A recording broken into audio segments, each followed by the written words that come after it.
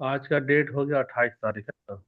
आज हो गया हमारा 28/10 दो 28 हजार पच्चीस 2025। ठीक। इसमें हम लोग क्या कर रहे हैं, सीटेट का जो है, सीटेट का PYQ कर रहे हैं। PYQ किसका, इंग्लिश का, किसका कर रहे हैं? इंग्लिश का। इंग्लिश का कर रहे हैं। दो फायदा होगा। पहला, हम लोग जो जेटेट का एग्जाम दे रहे हैं उसमें भी काम आएगा, और जो लोग सीटेट का एग्जाम दे रहे हो उसमें भी काम आएगा। और ऐसा करने से हमको क्या पता चल जाएगा, पैटर्न पता चल जाएगा कि एग्जाम का पैटर्न क्या है और हमको कैसे इसको सॉल्व करना है। भी तो ये क्या है बता सकते हो? पोएम पोएम है सर। ऐसे।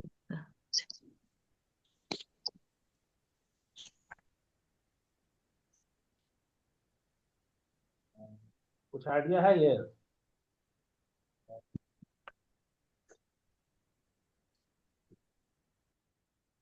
कोई आइडिया नहीं है ना? अच्छा ये सर सर बीच में मुझे सुनाई नहीं दे रहा है ना, इसका तुम्हारा नेटवर्क इशू है। read the poem जी सर वैसे ही नेटवर्क given। प्रॉब्लम है, समझे रासमनी? जी सर। जी जी सर। देखो ये वाला जो है, ये हमारे पास एक पोएम है। ये हमारे पास में क्या है, एक पोएम है। पोयम रुक में जरा सा, पोयम है। थोड़ा सा इसको ना, अरे टेबल को थोड़ा सा ऐसा करना होगा ताकि हमको मिले।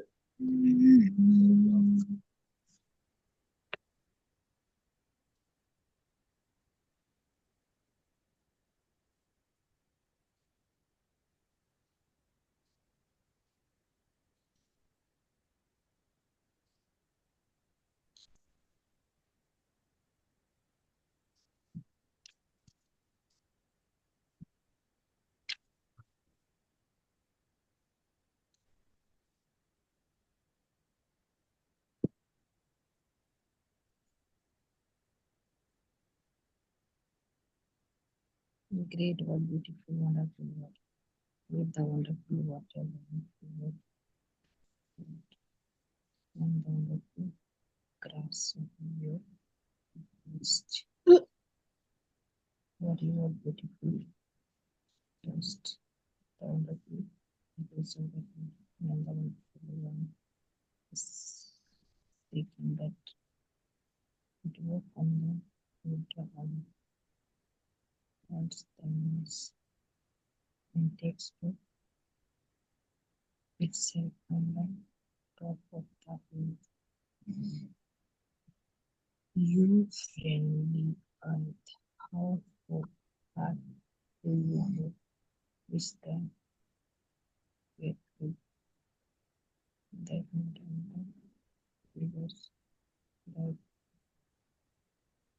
ठीक है, अब हम लोग शुरू कर रहे हैं ना। ये जो कविता लिखे हैं उनका क्या नाम है, बता सकते हो? ये जो कविता लिखे हैं क्या नाम है? William Brighty Rand. क्या नाम है इनका? the William William Bring Brighty Rand, लिखते जाना तुम लोग, है ना?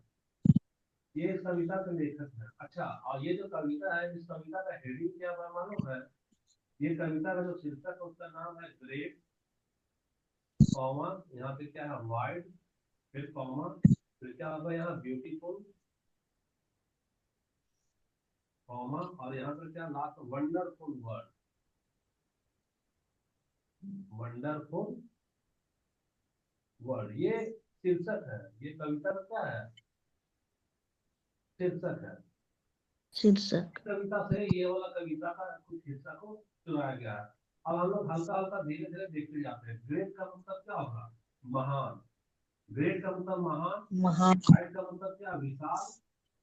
और ब्यूटीफुल वंडरफुल वर्ल्ड, यानी कि अद्भुत संसार, सुंदर और अद्भुत संसार। With the wonderful water, down U turn. With the wonderful water का मतलब वर्ड हो रहा है जिसके चारों ओर सुंदर लहरें। आवाज मेरा आ रहा है कि नहीं? हेलो। स्पीकर तो उधर चला गया था, आवाज आ रहा था जी सर। तुम्हारे पास हाँ, में?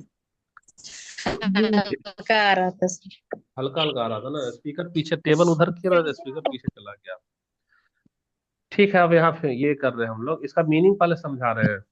Great wide beautiful wonderful world, इसका मतलब है महान विशाल सुंदर और अद्भुत संसार। विथ द वंडरफुल वाटर, यानी कि जिसके चारों ओर सुंदर जल, राउंड योर कर्ल यानी लहरों की तरह लिपटा हुआ है। And the wonderful grass upon your breast, इसका मतलब है और तुम्हारे वक्ष यानी सीने पर फैली हुई मनोहर हरी हरी घासें हैं। हरी हरी घासें हैं। World you are beautiful dressed, dressed का मतलब सजा हुआ। ये किससे बना है? ड्रेस से बना है। किससे बना है? ड्रेस से। यस। तो ड्रेस ट लगा दोगे तो क्या होगा? इसका मतलब सजा हुआ, यानी कि world you are beautiful dressed, यानी हे संसार तुम सचमुच सुंदर वस्त्रों में सजे हुए हो। अब देखो फिर से एक बार, लास्ट बार हम लोग इसका मीनिंग बता रहे हैं। Great wide beautiful wonderful world, यानी महान विशाल सुंदर और अद्भुत संसार। With the wonderful water round your curl, यानी जिसके चारों ओर सुंदर जल लहरों की तरह लिपटा हुआ है। तो यहाँ एक बात बताओ, यहाँ पर जो जल है वह कैसा लिपटा हुआ है, बताओ तो। सुंदर। सुंदर और लहरों की अद्भुत तरह। लगता है। किसके तरह? लहरों। लहरों की तरह। लहरों की तरह। क्या क्या क्या लिपटा हुआ है? लहरों की तरह लिखता हूँ। And the wonderful grass upon your breast, यानी तुम्हारे वक्ष पर फैली हुई मनोहर हरी घास है। अब ये बताओ, जो फैली हुई घास है उसका कलर क्या है, बताना। हरी। हरी। हरी। हरी। फैली फैली हुई घास का कलर क्या है? हरी है। अब वह कहाँ पर फैला हुआ है? वक्ष पर फैला हुआ, यानी कि ब्रेस्ट पर। कहाँ पर? ब्रेस्ट पर। किस पर? किसका ब्रिज पर। बताओ। धरती धरती। का। धरती। एंड धरती। यू आर ब्यूटीफुल ड्रेस, इसका क्या मतलब है? हे संसार तुम सचमुच सुंदर वस्त्रों में सजे हुए हो। तो सजे ड्रेस हुए का हो। मतलब यहाँ पर क्या होगा? सजे हुए। क्या? सजे हुए हो। क्लियर हो गया ये वाला पैराग्राफ, या किसी को डाउट है? नहीं सर। नहीं। नहीं डाउट है, फिर अगला वाला हम लोग को बोलते हैं the wonderful air is over me, यानी मेरे ऊपर यह अद्भुत हवा फैली हुई है। ओवर मी का मतलब क्या है? मेरे ऊपर। मेरे मेरे। ऊपर। वंडरफुल ऊपर। यानी कि अद्भुत हवा। वंडरफुल का मतलब क्या हो रहा है यहाँ? अद्भुत। अद्भुत। अद्भुत हवा, यानी कि मेरे ऊपर वह अद्भुत हवा फैली हुई है। And the wonderful wind is shaking the tree, इसका मतलब और यह सुंदर हवा पेड़ों को हिला रही है। तो शेकिंग का मतलब क्या होगा? हिलाना। हिलाना। हिलाना। अच्छा, वंडरफुल विंड का मतलब क्या है? सुंदर हवा। सुंदर हवा। सुंदर जी। हवा। हवा। और ट्री का मतलब क्या हो गया? पेड़। पेड़। यानी यह सुंदर हवा पेड़। पेड़ पेड़ को क्या कर रही है? हिला रही है। हिला रहे। हिला रहे। It walks on the water, तो इट किसके लिए यूज हुआ, बता सकती हो? वृक्ष के लिए। सुंदर। अरे भैया, किसके लिए यूज सुंदर हुआ है? हवा के लिए। हवा सुंदर के हवा लिए। के लिए।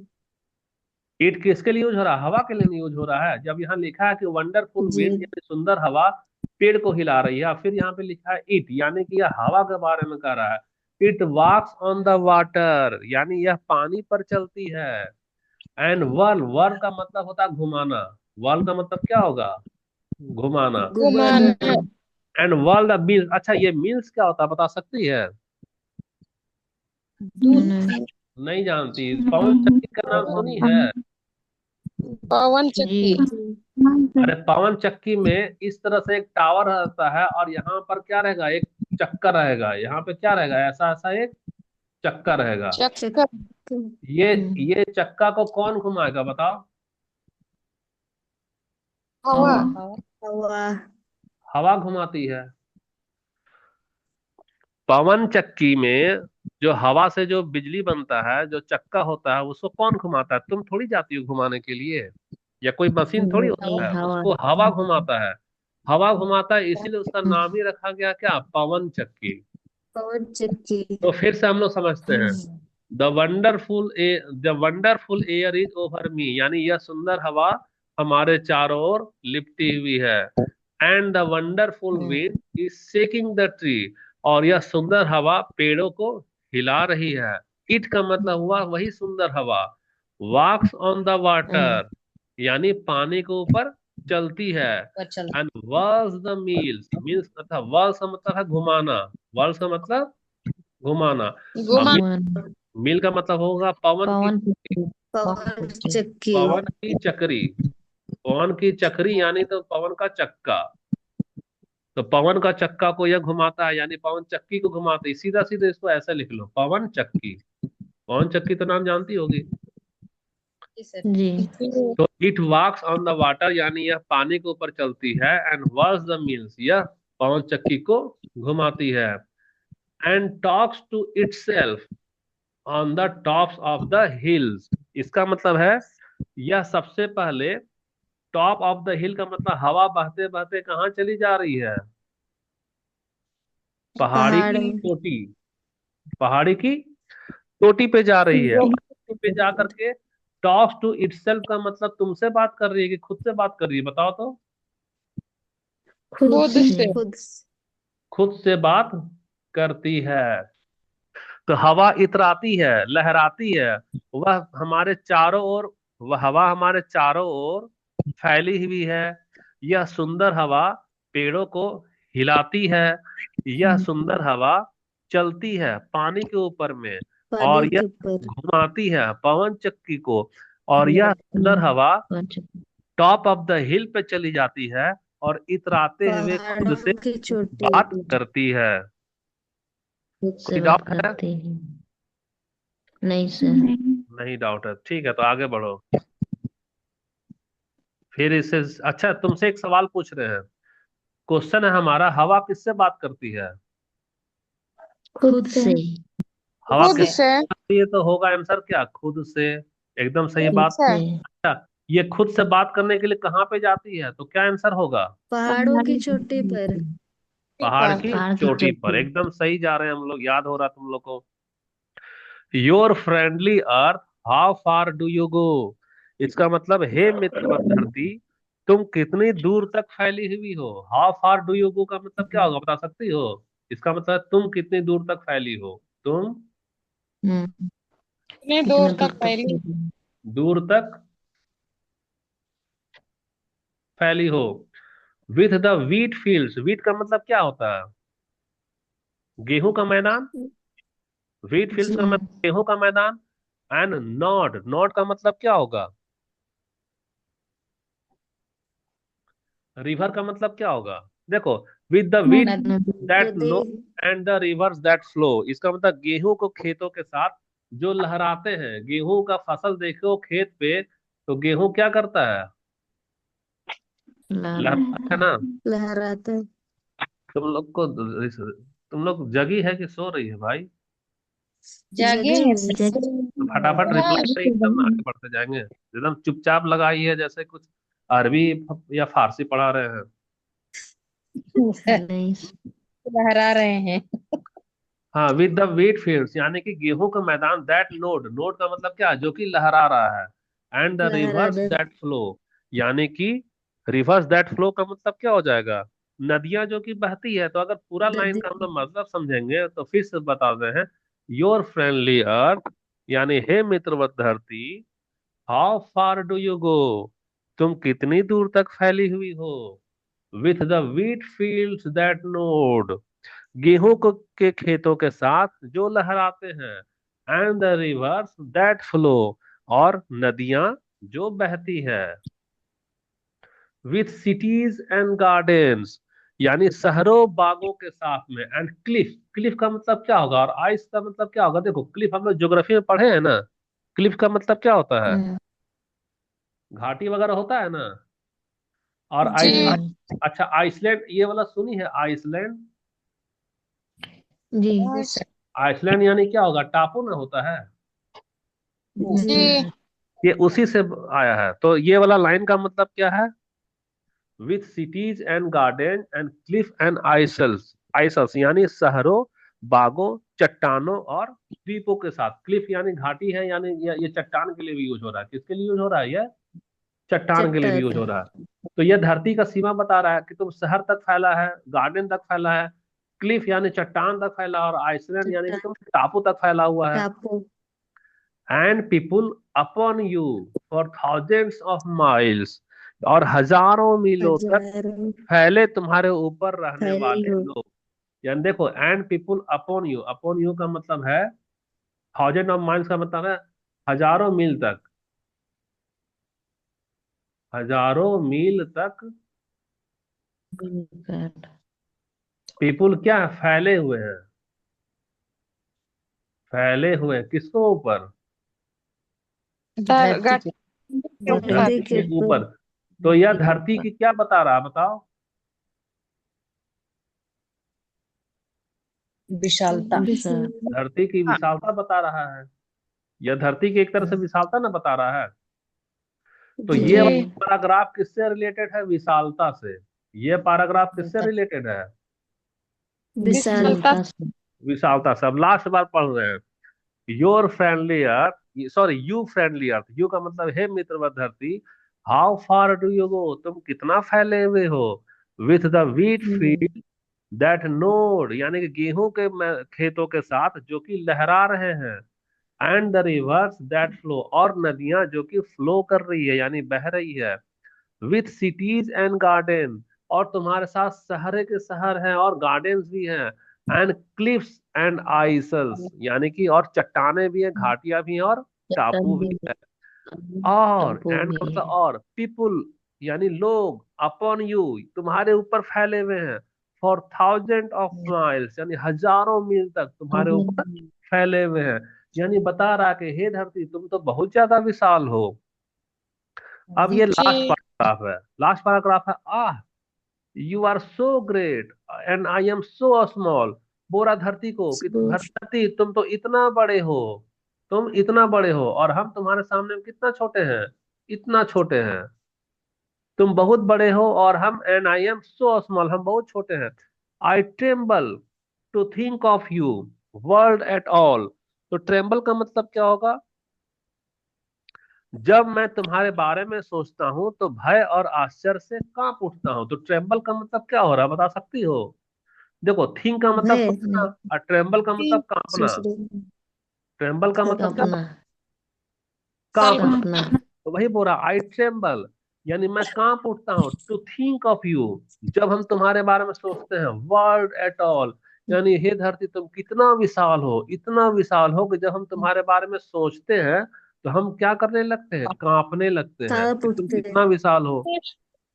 एंड येट का मतलब क्या होगा, फिर भी when I said my prayers today यानी कि क्या होगा, फिर भी जब मैंने आज अपनी प्रार्थनाएं की। माई प्रेयर्स टुडे का मतलब क्या होगा, मैंने प्रार्थना किए। आज आज प्रार्थना किए। प्रार्थना की। जब लेकिन कहता है कि फिर भी, when I said my prayers today, जब हम अपना प्रार्थना कर रहे थे तो हम सेड यानी हम बोले, तो क्या बोले, विस्पर इनसाइड में। विस्पर का मतलब होता है फुसफुसाहट भरी आवाज, फुसफुसाहट आवाज। आवाज। भरी आवाज।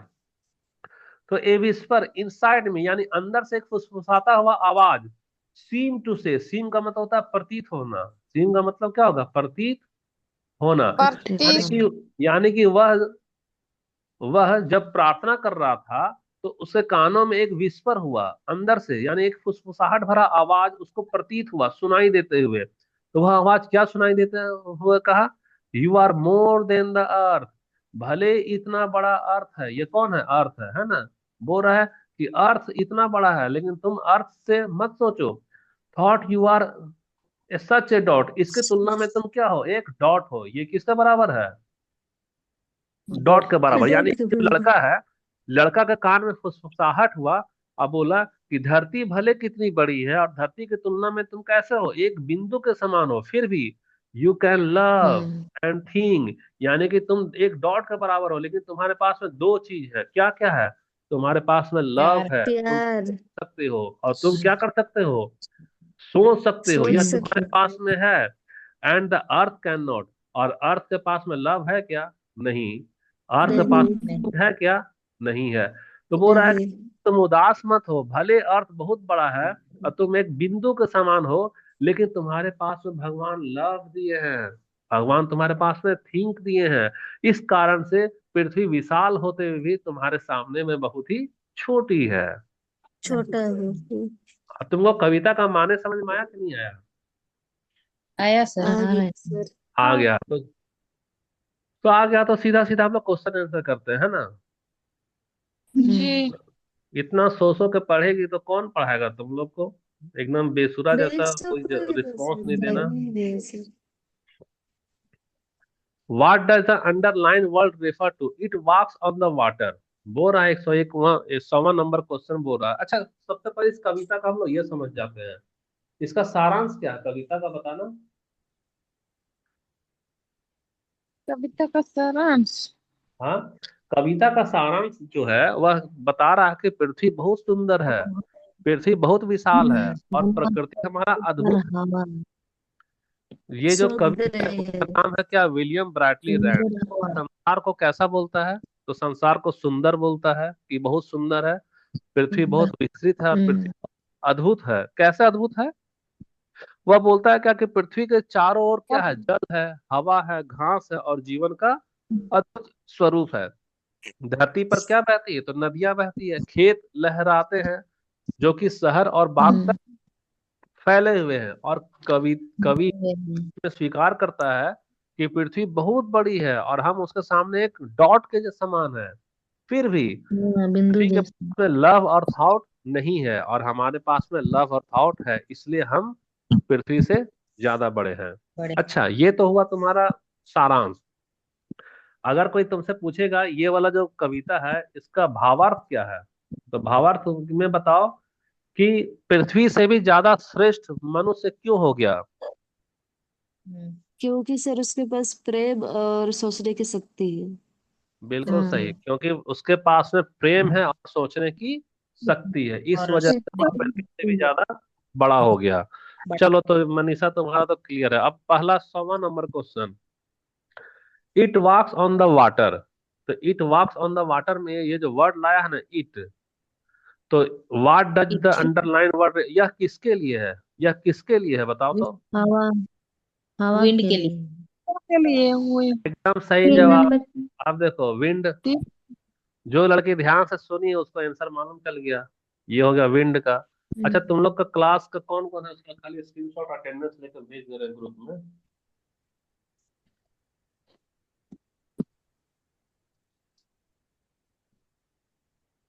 एक इन द छब्बे में। लाइन।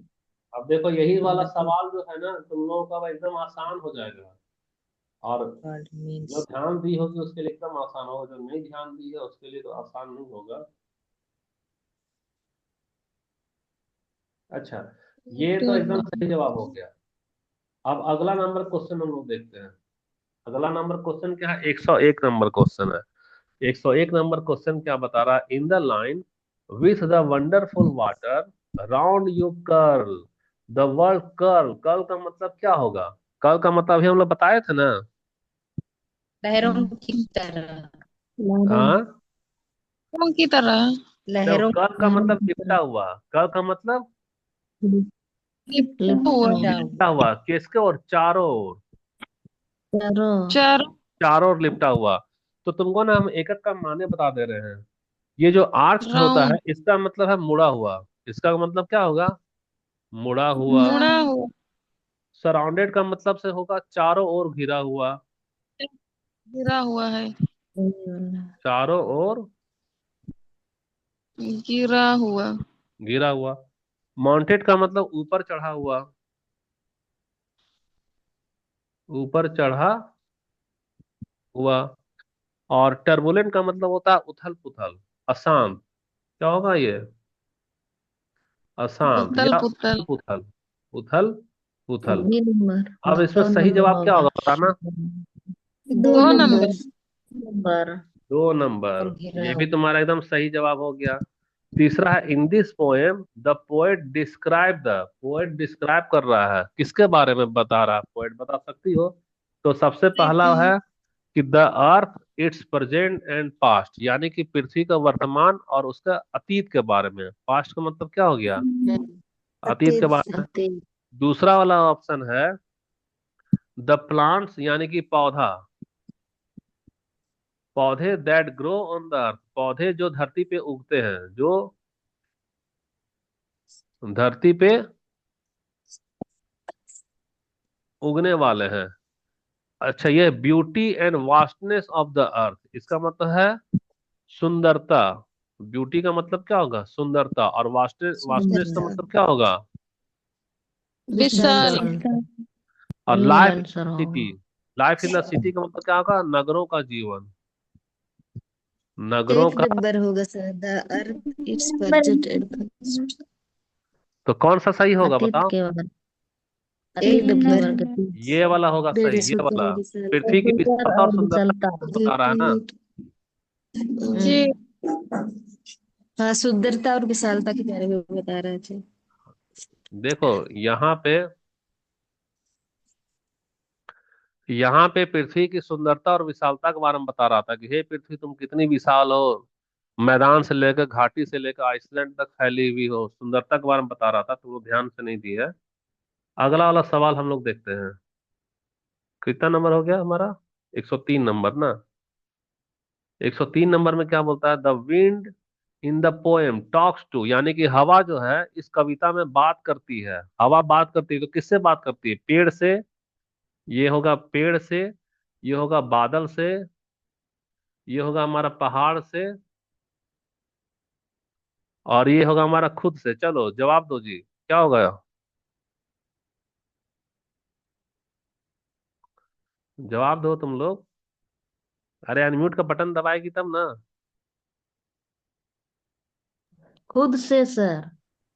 खुद से, एकदम सही जवाब है, होगा खुद से। कोई लड़की ऐसा तो नहीं है कि पहाड़ी वाला बोल रही है कि पहाड़ी से, पहाड़ी पे जाती है लेकिन नहीं बात किससे करती है, खुद से नहीं करती सर, है बात।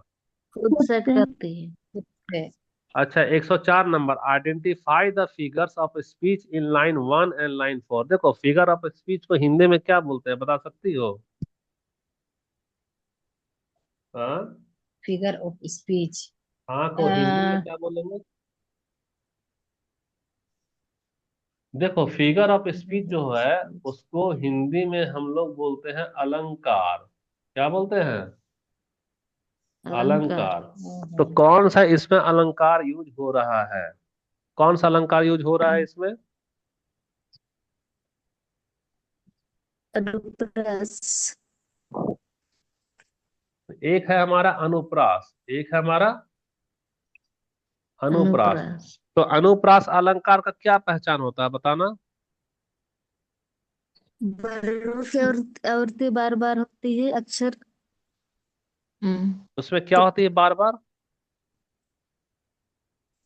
अक्षर या वर्ण की आवृत्ति बार बार होती है सर, अक्षर की पुनरावृत्ति पुनरावृत्ति बार बार होगी, पुनरावृत्ति क्या होगी, बार बार बार बार बार होती होगी, है ना। तो हम लोग लाइन 1 को देखते हैं और लाइन 4 को देखते हैं। तो लाइन 1 और लाइन 4 को याद करो, पहले देख लेते हैं लाइन 1 और लाइन 4 क्या है। हम्म ये रहा हमारा line 1, great white hmm beautiful wonderful world. और यहाँ वर्ल्ड, यही हम्म, ना line 4, you are beautiful dressed. जी। अब इसमें हम लोग गौर से देखेंगे किसका दृष्ट। पुनरावृत्ति हो रहा है, बताना जरा क्या क्या पुनरावृत्ति हो रहा है। वर्ल्ड। जैसे पहले ये डब्लू का वर्ल्ड का पुनरावृत्ति वर्ड हुआ, का ब्यूटीफुल। डब्लू और ये है, फिर फिर से डब्लू। वंडरफुल हो गया, फिर से वर्ल्ड का हो गया। देखो 3 बार हम्म पुनरावृत्ति हुआ कि नहीं हुआ, बार बार हुआ सर। 3 बार हुआ हुआ ना। सर।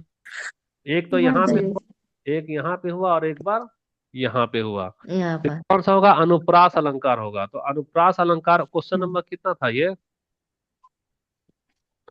104। 104। तो अनुप्रास अलंकार तो सही बोली है, लेकिन अनुप्रास अलंकार को इंग्लिश में क्या बोलेंगे। नहीं पता सर। हम्म, हाँ, नहीं नहीं पता है? पता नहीं सर। पता है सर, नहीं सर। हल्का सा भी आइडिया लगाओ। अनुप्रास को हम लोग एलिट्रेशन बोलेंगे। क्या अनु- बोलते हैं? अच्छा। एलिट्रेशन। अच्छा, पहला में तो देखो, पहला लाइन में अनुप्रास है और दूसरा में ये पर्सनिफिकेशन, यानी कि वह किसी के बारे में बता रहा है, यानी पृथ्वी के बारे में बता रहा है। तो कुल मिलाकर देखो, जी हिंदी पढ़ो चाहे अंग्रेजी पढ़ो, दोनों काम आ जाएगा। हिंदी और अंग्रेजी में दोनों काम आ जाएगा। तो ये वाला जो हमारा अनुप्रास अलंकार है, इसका मतलब क्या होगा? इसका मतलब हम लोग लिख दे रहे हैं, पुनर्वित रिपीटेशन ऑफ, रिपीट जी। Repetition of the initial consonant, initial consonant consonant sound. Sound. यहाँ पर रिपीटेशन किसका किसका हुआ था, बता सकती हो? जैसे यहाँ पर हमारा रिपीट हुआ था वाइड, फिर क्या हुआ था हमारा? वंडरफुल। वंडरफुल वंडरफुल, फिर वर्ल्ड। वर्ल्ड। फिर क्या हुआ था हमारा? वर्ल्ड, है ना? तो जो रिपीट वर्ल्ड। करेगा वो क्या चला जाएगा? अलिट्रेशन में चला जाएगा। क्या चला जाएगा? अलिट्रेशन में। अच्छा, अब आज हम इलेक्ट्रिसिटी। लोग चौथा वाला लाइन में, है ना? चौथा वाला जो लाइन जो है, वह क्या कह रहा था? तो चौथा वाला लाइन जो है, वह डिस्क्राइब कर रहा था ना ब्यूटीफुल ड्रेस के बारे में। वह क्या बताता है? वह डिस्क्राइब करता है, जैसे ब्यूटीफुल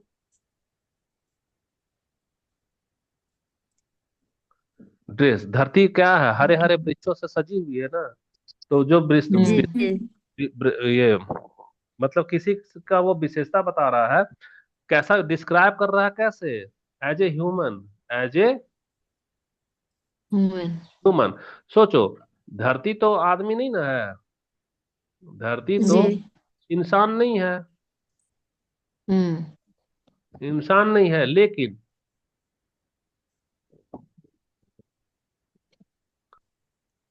इंसानों के जैसा क्या कर रहा है? वर्णन कर रहा है, वर्णन कर। कर रहा है। तो जब कोई भी निर्जीव वस्तु को जब तुम इंसान का जैसा वर्णन करोगी ना, कि वह बहुत सुंदर सजा हुआ है, तो सजता क्या है भैया? इंसान ना सजता है।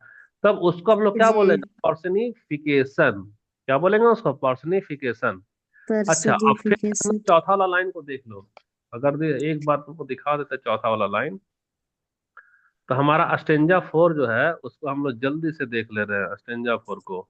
वर्ल्ड यू आर ये beautiful line, dress. World you are wonderful beautifully dressed, girls. लिख दिया ना यहाँ पे? जी लिखा है कि नहीं लिखा? लिखा हुआ है लिखा सर। है। तो लिखा है, तो यह इंसान का जैसा ना सजा हुआ है धरती। जी धरती को इंसानों जैसा सजा हुआ है। सजाकर व्याख्या कर रहा है। हम्म। व्याख्या करना। तो इंसान का जैसा सजाकर व्याख्या करना को कौन सा अलंकार बोलेंगे? ट्रेसिनेशन। पर्सनिफिकेशन। किस। तो याद 12वां रहेगा? अलंकार हो जाएगा सर। हाँ, मानवीकरण, यानी कि इसको हिंदी में बोलेंगे ना, जी तो ये वाला मानवीकरण कर रही है क्यों नहीं? हम्म। मानवीकरण कर रही हो। जी जी। अच्छा, ये भी तो समझ में आ गया। आप कुछ और क्वेश्चन बच गया क्या? 1 मिनट, ये तो 104 हो गया ना। हम्म। अब 105 देखो, list the three different things in stanza 3 found on earth and make it great. देखो, स्टेंजा 3 में हमको कोई 3 ठो देखना है। क्या देखना है? 3 ठो। तो क्या क्या जो चीज है जो कि धरती को महान बना रही है, बता सकती हो? अच्छा। धरती को महान बनाने के लिए वहां पे देखो, हम्म। हल्का से एक चीज सोचो, रिवर दिया था, गार्डन दिया था, जी गार्डन। जी और ये घंटे। घाटी दिया है घाटी भी था। है जी ना? देखो, तो ओशियन तो दिया नहीं है, इसलिए तो होगा नहीं। नहीं। नहीं। नहीं नहीं। होगा। धरती को महान बनाने के लिए मिल तो दिया नहीं था, इसलिए ये भी नहीं होगा। अच्छा, उसके बाद में वीट फील्ड है, ट्री है। विस्पर से कोई महान थोड़ी बनेगा, विस्पर से महान बनेगा क्या? कान में नहीं। सोचा वो रानी नहीं बन रहा नहीं। है। तो सही ऑप्शन नहीं क्या होगा? एक वन हो। नंबर। ए। एक नंबर होगा। एक नंबर सही होगा, है ना। इसी में टिक लगा दिए थे, ये वाला हमारा सही आंसर होगा। ऐसा ही ना एग्जाम देती है तुम लोग सीटेट में? सही सही बोलो, ऐसा रहता है कि नहीं? नहीं सर, रहता है। ऐसा नहीं रहता है? रहता है। रहता रहता है नहीं सर, रहेगा। नहीं समझ में आता है सर। अभी समझ में आ रहा है अभी? जी। जी sir. The impact of test and assessment. अच्छा, ये तो खत्म हो गया, ये अगला क्वेश्चन है। ये जानती है किसका क्वेश्चन? ये बाद में कराएंगे। ये क्वेश्चन तुम्हारा पेडागोजी अच्छा। का है। ये किसका क्वेश्चन है ये? अच्छा। पेडालॉजी। पेडागोजी। पेडागोजी का है। तो हमारे पास में तुम्हारे लिए होमवर्क 105 तक है। कितना है? 105 तक। और शुरू कहाँ से हो रहा था? चलो हम लोग जल्दी से क्वेश्चन को देख लेते हैं। ये सब लड़की लोग ग्रुप में भेजना। 105 से क्वेश्चन हमारा शुरू हो रहा है कहाँ से? 100 से, यानी 5 ही एक क्वेश्चन है। तो ये वाला हम अभी कविता भेज देंगे ग्रुप में, तुम लोग इस कविता को लिख लेना। इसका जैसे हम लोग वो करते हैं ना, अभी व्याख्या किए ना हिंदी में, वैसे व्याख्या कर लेना। हम्म। व्याख्या करके और क्वेश्चन का आंसर बना लेना। मैथ का क्लास नहीं लेंगे, क्योंकि जी। मैथ के लिए तो कोई दिख नहीं रही, ना अमीषा है ना दिव्या है, इसलिए एक लड़की को मैथ क्या पढ़ाएंगे। तो अब सीधा हम लोग मिलते हैं ऑफलाइन क्लास में। तब तक के लिए टाटा बाय बाय। जी। वही सर।